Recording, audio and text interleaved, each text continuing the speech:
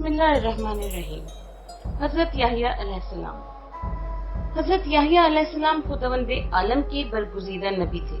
ये दीगर अंबिया की तरह लवाज़िम नबुव्वत से मुतसिफ थे, यानी जिस तरह तमाम अंबिया मंसूस, मासूम, आलिम इल्म लदुन्नी और अफजल कायनात थे, इसी तरह ये भी थे।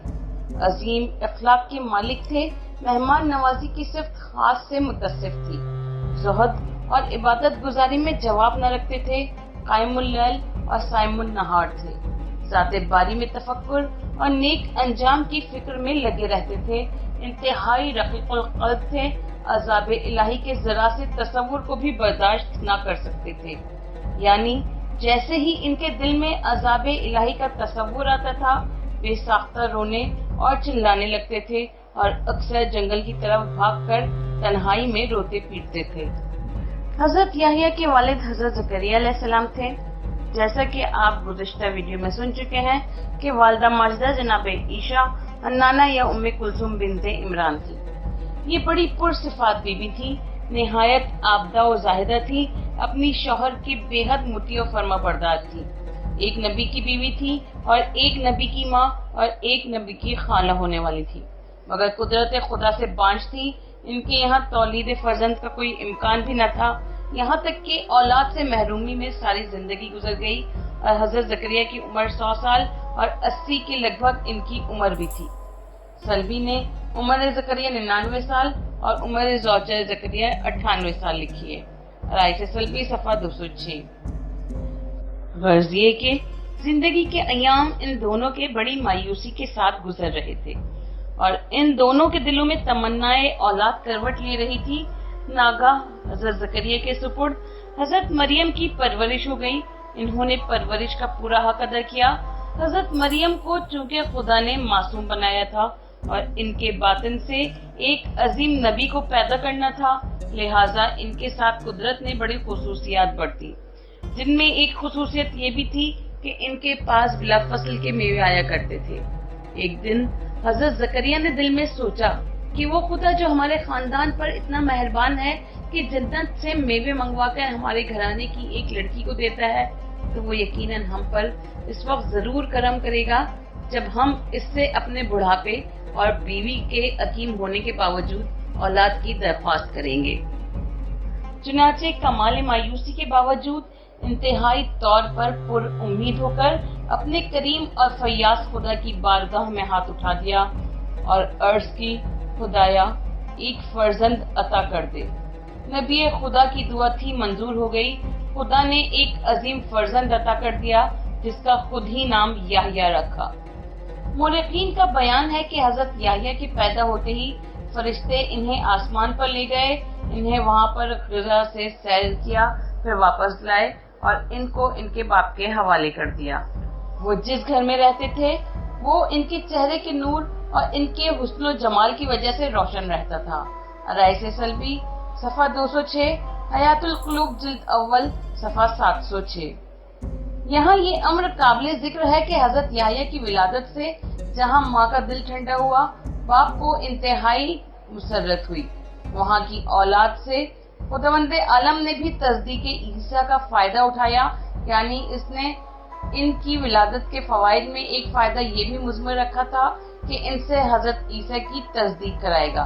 चुनाचा कुरान में है, ए ज़करिया, खुदा तुमको याहिया के पैदा होने की खुशखबरी देता है जो कलमतुल्लाह ईसा की तस्दीक करेगा और लोगों का सरदार होगा और औरतों की तरफ रग़बत ना करेगा और नेकोकार नबी होगा। चूँकि तस्दीक ईसा अलैहिस्सलाम हजरत याहिया का एक फरीज़ा करार दिया गया था, इसलिए इन्होंने हर मंजिल पर तस्दीक की थी और इस तस्दीक की बुनियाद इस वक्त डाली थी जबकि बातिने मादर में थे। एक रिवायत में है कि जब ज़करिया ने हजरत मरियम के हमल जाहिर होने के बाद इन्हें अपनी बीवी के पास भेजा, तो हजरत याहिया ने बारिवायत आवाज के साथ और बारिवायत अपनी जिस्मानी अमल के साथ अपनी माँ को हजरत मरियम की ताज़ीम के लिए खड़ा कर दिया था। मतलब ये था कि खुदा ने मरियम को मासूमा और इनके बातिन में मौजूद फर्जंद को नबी बनाया है, और नबी भी ऐसा कि जिसे अज़दवाजी सिलसिले के बगैर अपने अमर खास से बातिन मरियम में कायम किया है। یہ ظاہر ہے کہ نبی اور امام کی زندگی کا ہر دور اور اوصاف کمالات کے حساب سے یکساں ہوتا ہے. ان کے چھوٹے بڑے سب برابر ہوتے ہیں. ان کا علم لدنی ہوتا ہے. ان کا کمال وحبی ہوتا ہے. انہیں بد و فطرت میں عہد نبوت اور امامت سے سرفراز کیا جاتا ہے. جب باطن مادن میں ہوتے ہیں نبی ہوتے ہیں. جب آغوش مادن میں آتے ہیں نبی ہوتے ہیں. عہد نابالغی میں نبی ہوتے ہیں. عہد بلوغ و جوانی میں بھی نبی ہوتے ہیں. بڑھاپے میں بھی نبی ہوتے ہیں. مرنے کے بعد بھی نبی یا امام رہتے ہیں. حضرت یحییٰ کی عمر جب 4 سال کی ہوئی تو علامہ مجلسی اور علامہ سلبی علامہ ہروی لکھتے ہیں تو آپ کی ہمجولی جب آپ کو کھیل کود کے لیے بلانے آئے تو آپ نے فرمایا کہ میں کھیل کود کے لیے نہیں پیدا کیا گیا اور نہ کوئی بھی اس مقصد کے لیے خلق ہوا ہے. خدا کو یاد کرو جس نے ہمیں پیدا کیا ہے. تواریخ میں ہے کہ حضرت یحییٰ 4 سال کی عمر میں حافظ توراۃ ہو گئے تھے اور جب آپ کی عمر 10 سال کی ہو گئی تھی تو آپ باقاعدہ تبلیغ دین کیا کرتے تھے اور احکام شریعت لوگوں تک پہنچایا کرتے تھے. ان کا قاعدہ تھا کہ بڑے بڑے اجتماع میں کھڑے ہو جاتے تھے اور تبلیغ فرمایا کرتے تھے اور لوگوں کو اللہ کی طرف آنے کی دعوت دیا کرتے تھے. امام سلبی لکھتے ہیں کہ حضرت یحییٰ خوبصورت تھے. ان کی آنکھیں بڑی تھیں, ناک لمبی تھی, دونوں بھویں ایک دوسرے سے ملی ہوئی تھیں. ان کے جسم میں بال بہت کم تھے, انگلیاں چھوٹی چھوٹی تھیں. ان کی آواز بہت باریک تھی. وہ بڑے غیرت مند اور اطاعت باری میں بے انتہا مستعد تھے. وہ اللہ کی اطاعت اور اس کی عبادت کے میدان میں تمام لوگوں کے قائد تھے. الرئیس سلبی صفحہ نمبر 206. حضرت یحییٰ کو خدا نے 3 سال کی عمر میں مبعوث کر دیا تھا کہ جیسا کہ قرآن مجید میں ہے ہم نے انہیں بچپنے میں ہی فریضہ تبلیغ سپرد کر دیا تھا. علامہ مجلسی تحریر فرماتے ہیں کہ اس وقت ان کی عمر 3 سال تھی. حضرت یحییٰ کی 3 سال میں عہد نبوت پر عامل ہونے کا اس روایت سے بھی ثبوت ملتا ہے جس میں علی بن اسباط نے حضرت امام محمد تقی علیہ السلام کی خدمت میں حاضری دی تھی اور آپ کی عمر کو بہت کم دیکھ کر یہ خیال کیا تھا کہ اس کم سنی میں آپ امام کیسے بنا دیے گئے. تو انہوں نے اس کے کچھ کہے بغیر ارشاد فرمایا کہ اے علی بن اسباط اس میں تردد کیا ہے. سنو, خدا امامت کے بارے میں اسی طرح حجت تمام کرتا ہے جس طرح نبوت کے بارے میں کیا کرتا تھا. اس نے کسی کو 40 سال کی عمر میں نبی بنایا اور کسی کو 3 سال کی عمر میں فرائض منصبی کی ادائیگی سے دوچار کر دیا. آپ نے فرمایا کہ حضرت یحییٰ کو نہایت کم سنی میں درجہ نبوت پر فائز فرمایا تھا. ایک روایت میں ہے کہ انہوں نے ارشاد فرمایا کہ جس طرح خدا نے یحییٰ کو 3 سال میں کار نبوت سے سرفراز فرمایا اسی طرح مجھے بھی اس کم سنی میں کار امامت کی انجام دہی سے سرفراز کیا ہے. امام سلبی لکھتے ہیں کہ خداوند عالم نے حضرت یحییٰ کو نہایت کم سنی میں حکم تبلیغ دے دیا تھا اور ان سے خصوصی طور پر یہ کہہ دیا تھا کہ اپنی تبلیغ میں ان 5 چیزوں کی طرف خاص توجہ رکھو. 1 اللہ کی وحدانیت, 2 نماز کی اقامت, 3 صدقہ, 4 روزہ, 5 ذکر خدا سے عدم غفلت. چنانچہ حضرت یحییٰ ان امور کی طرف خصوصی طور پر متوجہ رہے. حضرت یحییٰ 3 سال کی عمر میں مبعوث ہوئے اور شام کی طرف تبلیغ کرتے رہے. 10 سال کی عمر میں بنی اسرائیل کی تبلیغ کی طرف متوجہ ہوئے اور نبوت حضرت عیسیٰ کی بشارت دی اور بنی اسرائیل سے کہا کہ تمہارے لیے بہتری 20 سال یا اس سے کچھ کم میں ہونے والی ہے, جبکہ حضرت مسیح جو حضرت مریم کے بیٹے ہیں تم میں بحیثیت نبی کام شروع کر دیں گے. حیات القلوب جلد اول صفحہ 704 طبع لاہور. حضرت یحییٰ علیہ السلام کا زہد اس درجہ بڑھا ہوا تھا کہ ان کو کسی نے کبھی ہنستے ہوئے نہیں دیکھا. ایک روایت میں حضرت رسول کریم صلی اللہ علیہ وآلہ وسلم سے منقول ہے کہ حضرت یحییٰ ایک روز بیت المقدس میں آئے اور راہبوں اور عالموں کو دیکھا کہ وہ پیرہن پہنے ہوئے ہیں اور بالوں کی ٹوپیاں سر پر رکھے ہوئے ہیں اور اپنی گردنوں میں زنجیر ڈال کر ستونوں سے بندھے ہوئے ہیں. فوراً گھر آئے اور اپنی والدہ سے کہا کہ میرے واسطے بھی ایسا لباس بنا دیجئے تاکہ میں بیت المقدس میں جا کر خدا کی عبادت زاہدوں, عابدوں اور راہبوں کے ساتھ کروں. ماں نے کہا کہ ٹھہرو, تمہارے والد پیغمبر خدا آ جائیں تو ان سے مشورہ کرو. غالباً حضرت یحییٰ اس وقت بہت کم سن تھے۔ حضرت زکریا جب گھر آئے تو مادر یحییٰ نے ان کی خواہش ظاہر کی۔ حضرت زکریا نے کہا کہ اتنی مشقت نہ کرو، ابھی تم بہت کم سن ہو۔ عرض کی اے پروردگار، کیا آپ نے مجھ سے بہت کم سن بچوں کو نہیں دیکھا؟ موت نے ان کو آ لیا۔ حضرت زکریا نے فرمایا، کہا ہاں دیکھا ہے۔ پھر جناب زکریا نے مادر یحییٰ سے فرمایا کہ ان کی خواہش کے مطابق لباس تیار کر دو۔ ان کی ماں نے بالوں کا پیرہن اور بالوں کی ٹوپی بنا کر دی۔ حضرت یحییٰ اسے پہن کر بیت المقدس میں عبادت کرنے والوں کے ساتھ عبادت میں مشغول ہو گئے، یہاں تک کہ ان کے بالوں کے موٹے پیرہن نے آپ کے جسم کو کھلا دیا۔ ایک روز انہوں نے اپنے بدن کی طرف دیکھا کہ جسم بہت لاغر ہو گیا ہے تو گریہ کیا۔ خطاب رب العزت ہوا کہ اے یحییٰ، کیا بدن کی کمزوری پر روتے ہو؟ میں اپنی عزت و جلالت کی قسم کھا کر کہتا ہوں کہ اگر جہنم کو ایک بار دیکھ لو تو لوہے کا پیرہن پہن لو گے۔ یہ سن کر حضرت یحییٰ اس قدر روئے کہ آپ کے رخسار مجروح ہو گئے، یہاں تک کہ دندان مبارک دکھائی دینے لگے۔ جب آپ کی ماں کو یہ حال معلوم ہوا تو حضرت زکریا کو ہمراہ لے کر ان کے پاس گئیں اور ان سے کہا کہ تمہارا چہرہ آنسوؤں کی وجہ سے بہت زخمی ہو چکا ہے۔ عرض کی مادر گرامی، اس کی پرواہ نہ کیجیے۔ پھر حضرت زکریا نے کہا، بیٹا میں نے تمہاری پیدائش کے لیے خدا سے دعا کی تھی، اب تم بالکل بیت المقدس کے ہو گئے ہو۔ بیٹا اتنی مشقت کیوں کرتے ہو؟ عرض کی بابا جان، آپ نے تو ہمیں بتایا ہے کہ بہشت اور دوزخ کے درمیان ایک گھاٹی ہے جس سے وہی لوگ پار ہو سکیں گے جو خوف خدا سے دنیا میں بہت روتے رہے ہیں۔ فرمایا ہاں میں نے کہا تھا۔ پھر ان کی ماں نے کہا کہ اے فرزند، کیا تمہارے لیے 2 نمدے کے ٹکڑے بنا دوں کہ تم اپنے دونوں رخساروں پر رکھ لو، جس سے تمہارے دانت چھپ جائیں اور تمہارے آنسوؤں کو بھی وہ جذب کر لیں؟ عرض کی مادر گرامی کو اختیار ہے۔ چنانچہ انہوں نے 2 نمدے کے ٹکڑے ان کے رخساروں پر رکھ دیے، لیکن وہ تھوڑی ہی دیر میں آنسوؤں سے تر ہو گئے جنہیں نچوڑنا پڑا۔ اس وقت حضرت زکریا نے خدا کی بارگاہ میں عرض کی کہ مالک، یہ میرا فرزند ہے اور تو سب سے زیادہ رحم کرنے والا ہے۔ ارائش سلبی صفحہ 207 اور حیات القلوب مجلسی جلد اول صفحہ 704۔ ایک روایت میں ہے کہ حضرت یحییٰ نے کمال زہد کی وجہ سے ہمیشہ خرموں کے پتوں کا لباس پہنا اور درختوں کی پتیاں کھا کر گزر اوقات کی۔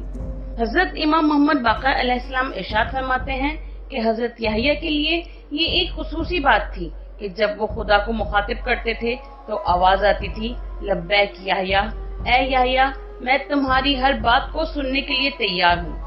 قرآن مجید میں ہے ترجمہ، اور ہم نے انہیں بچپن ہی میں اپنی بارگاہ میں نبوت اور رحم دلی اور پاکیزگی عطا فرمائی۔ وہ خود بھی پرہیزگار اور اپنے ماں باپ کے حق میں سعادت مند تھے اور سرکش و نافرمان نہ تھے، اور ہماری طرف سے ان پر برابر سلام ہے، جس دن پیدا ہوئے اور جس دن مریں گے اور جس دن دوبارہ اٹھا کھڑے کیے جائیں گے۔ پارہ 16 سورہ مریم۔ یہی تینوں وقت انسان پر سخت ہیں، ایک پیدائش دنیا کا طلسم دیکھنا، دوسرے موت آخرت کا کارخانہ دیکھنا، تیسرے قیامت دنیا آخرت اور برزخ کے خلاف ایک خوفناک بندوبست دیکھنا۔ خدا نے انہی اوقات میں ان کو خصوصی طور پر سلامتی دے دی ہے۔ یہ ظاہر ہے کہ شیطان ملعون ابن آدم کا ازلی دشمن ہے۔ وہ ہر ایک کو بہکانے اور اس کی عاقبت خراب کرنے کی صحیح میں لگا رہتا ہے، اور وہ اس سلسلے میں کسی کو بھی نہیں بخشتا اور ہر ایک کو صراط مستقیم سے ہٹانے کی کوشش کرتا رہتا ہے۔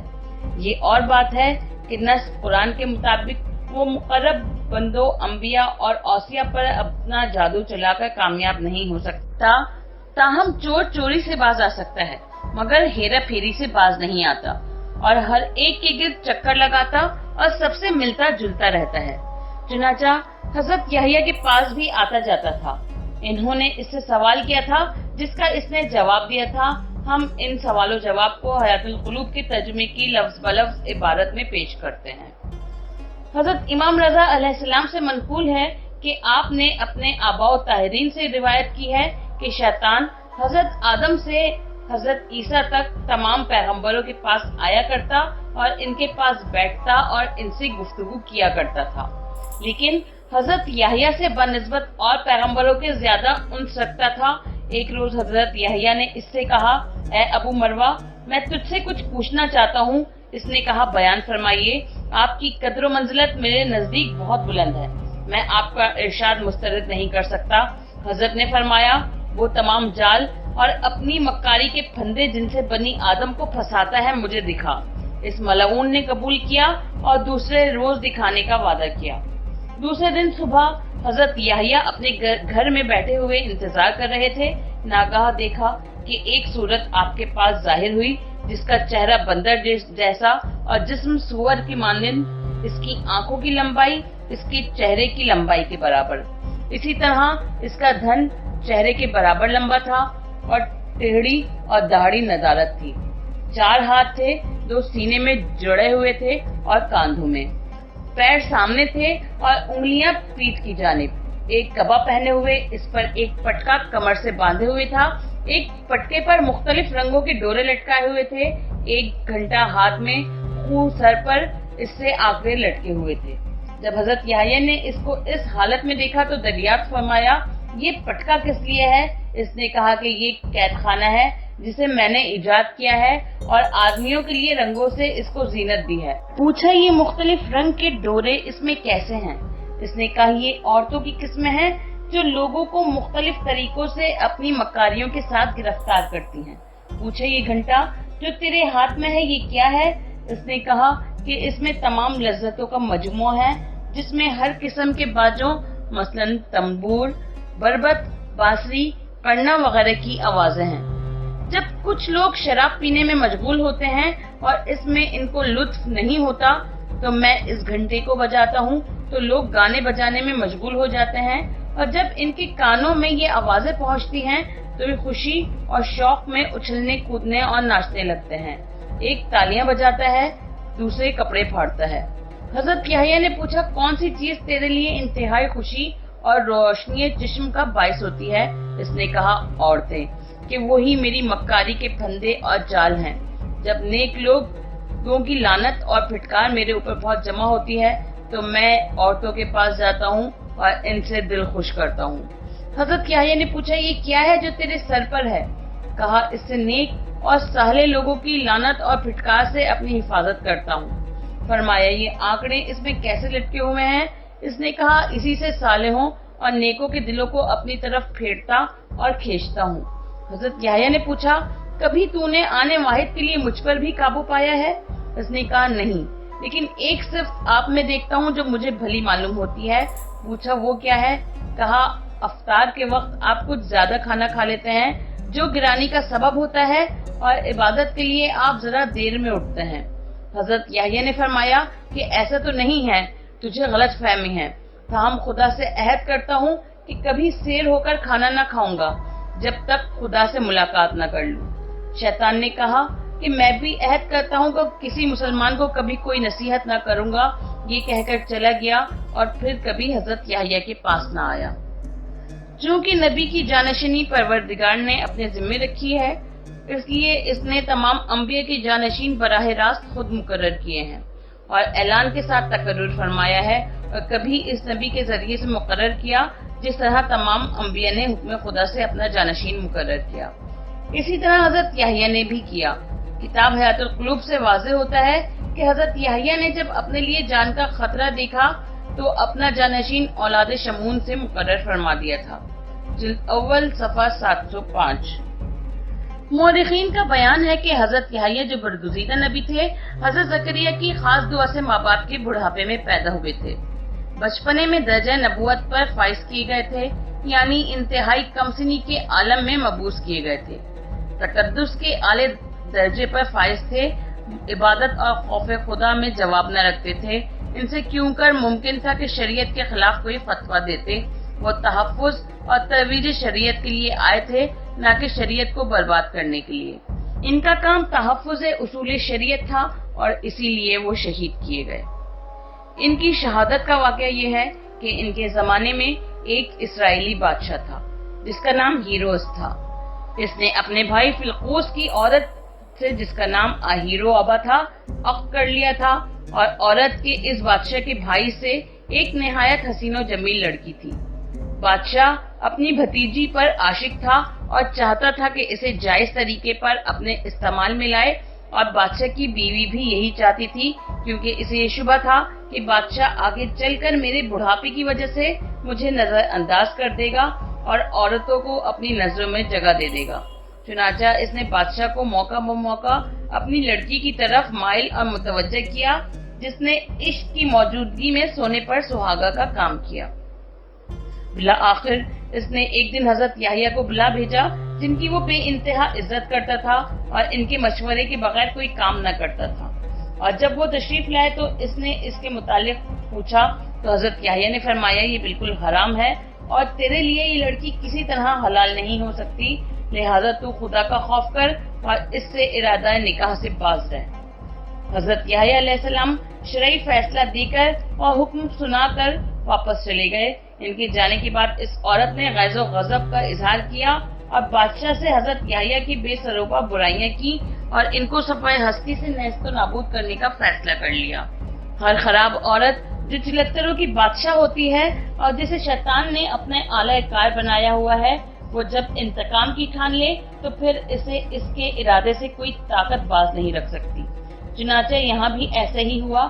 اس عورت نے، جو کہ خود بھی پہلے سے بدکار تھی اور پہلے بھی انبیاء بنی اسرائیل اور ان کے صالحین کو قتل کر چکی تھی، ایک دن اپنی لڑکی کو ٹھیک ایسے وقت پر جبکہ بادشاہ شراب کے نشے میں دھت تھا، بہترین لباس اور زیورات سے آراستہ کر کے اس کی خدمت میں پیش کیا اور تنہائی میں اسے چھوڑ کر خود چلی گئی اور اپنی لڑکی سے کہہ دیا کہ وہ بادشاہ کو شراب پلائے اور خود بھی اس کا ساتھ دے اور اپنے کو اس پر پیش کرے، اور جب اچھی طرح اسے اپنی طرف مائل کر لے تو عین موقع پر انکار کر دے اور اس وقت تک راضی نہ ہو جب تک وہ منہ مانگی مراد دینے پر تیار نہ ہو جائے۔